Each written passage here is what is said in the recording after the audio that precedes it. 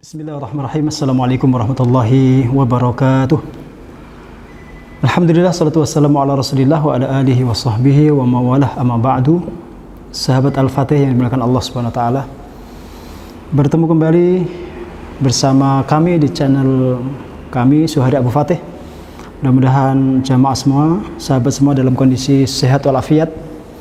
Allah senantiasa melimpahkan keberkahan, karunia dan juga anugerah kepada kita semua.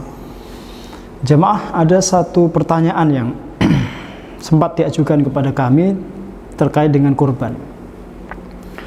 Apakah di masa pandemi seperti ini kurban boleh digantikan dengan sedekah? Atau mana yang lebih diutamakan, sedekah atau kurban?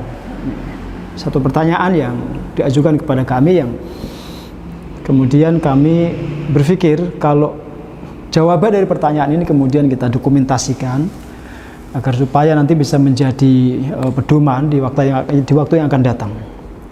Jemaah, kalau kita melihat syariat kurban itu hanya dalam perspektif hukum, maka kita mungkin akan menganggap bahwa kurban itu hanya sekedar sunnah.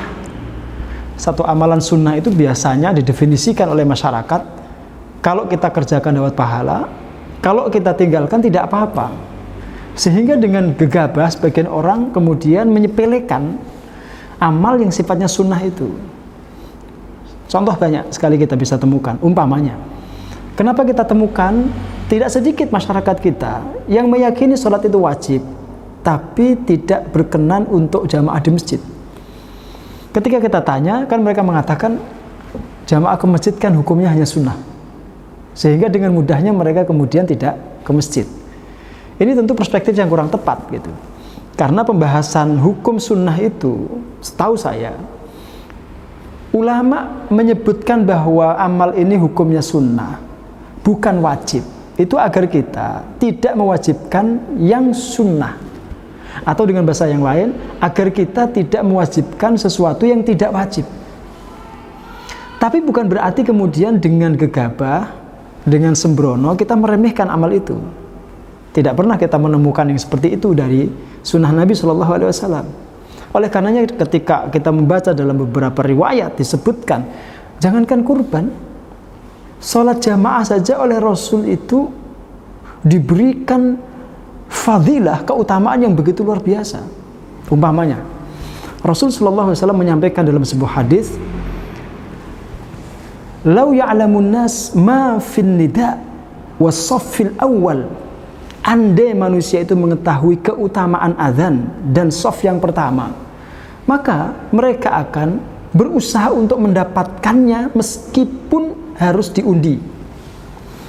Terkait juga dengan jamaah sholat isya di masjid dan juga sholat subuh itu, bahkan Rasul mengatakan la atauhuma walau habwan. Kalau mereka manusia itu tahu keutamaan sholat isya dan subuh, pastilah mereka akan mendatangi kedua sholat itu meskipun mereka merangkak. Coba kita perhatikan. Jadi tidak ada kemudian suasana menyepelekan itu, meskipun hukumnya sunnah. Termasuk amal-amal sunnah yang lain. Jangan semuanya karena alasan pandemi kemudian kita menganggap bahwa sedekah itu lebih utama daripada korban. Tidak. Korban tetap lebih utama daripada sedekah. Begini jemaah. Semua amal itu sebenarnya syiar agama, tapi levelnya berbeda-beda. Ada yang tinggi sekali levelnya, ada yang sedang, ada yang rendah. Nah, kurban ini, syariat kurban ini adalah di antara syiar yang tinggi nilainya. Di antara syariat yang tinggi nilainya. Sampai Allah Subhanahu wa taala menyebutkan secara tekstual bahwa kurban itu syiar. Allah mengatakan, "Wal budna ja'alnaha lakum min sya'airillahi lakum fiha khair." Dan onta-onta kurban itu kami jadikan untuk kalian di antara syiar-syiar agama Allah. Di dalamnya terdapat kebaikan yang banyak untuk kalian. Allah Subhanahu wa taala menyebut kurban itu min sya'airillah. Di antara syiar Allah. Apa makna syiar itu? Tanda tegaknya agama. Tanda kalau agama itu masih diagungkan, masih dimuliakan, nilai-nilainya masih dijunjung tinggi. Itu makna syiar. Maksudnya kalau orang itu masih ramai berkorban, masih gemar untuk menyembelih hewan korban, itu tanda kalau agama di tengah masyarakat itu masih tegak. Menaranya masih berdiri kokoh. Karena nilainya masih diagungkan. Ini yang pertama. Yang kedua, ada satu hadis yang juga sangat jelas. Tidak sekedar mengisyaratkan, tapi menyuratkan bahwa korban itu adalah amal terbaik yang dilakukan seorang muslim di hari raya Idul Adha. Baginda Rasulullah SAW mengatakan dalam sebuah hadis, "Ma'amila adamiyun min amalin yauman nahri ahabbu ilallahi min ihraqid dam." Tidak ada satu amalan yang dilakukan oleh manusia di hari raya Nahr, hari raya Idul Adha, yang lebih dicintai Allah daripada mengalirkan darah. Mengalirkan darah itu maksudnya adalah menyembelih hewan kurban. Rasul menyebut amal itu ahabbu ilallah, paling dicintai Allah.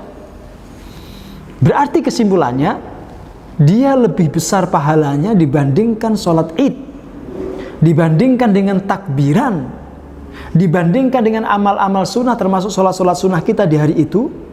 Dan termasuk kalau kita sedekah di hari itu, korban itu lebih besar pahalanya daripada sedekah.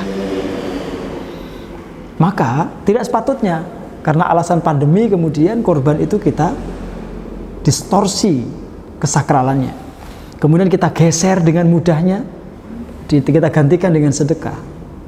Itu tentu bukan satu ijtihad yang tepat, bukan satu pandangan yang tepat. Maka perlu kemudian kita luruskan. Alasan yang ketiga, jemaah, ibadah itu di dalam usul fikih, kalau terkait dengan waktu, itu oleh para ulama dibagi menjadi dua macam. Ada ibadah yang sifatnya mudayyak waktuha, yang waktunya terbatas, yang waktunya itu ditentukan, terbatas dan rigid. Ada juga ibadah yang muwassa waktuha, yang waktunya longgar, kapan saja dilakukan boleh, tidak ada batasan tertentu. Nah, kurban itu adalah syariat yang waktunya terbatas. Cuma ada di tanggal 10, 11, 12, 13 bulan Dzulhijjah. Bahkan tanggal 13 waktu asar atau ba'da asar, itu timing untuk berkorban sudah selesai. Kesempatan untuk menyembelih korban sudah selesai. Maka kalau ada orang menyembelih hewannya ba'da asar tanggal 13, sudah menjadi daging biasa, bukan lagi korban, sehingga nilainya, keberkahannya tidak sama dengan korban. Sedangkan sedekah itu, jamaah, termasuk ibadah yang longgar waktunya. Kapan saja orang bisa sedekah. Nah, kalau dua amalan ini kemudian dibenturkan dan kita disuruh memilih di waktu yang sama, atau karena kesempatan kita terbatas, uang kita terbatas, maka kita lebih dianjurkan untuk mengambil ibadah yang jenis pertama, yaitu yang sempit waktunya.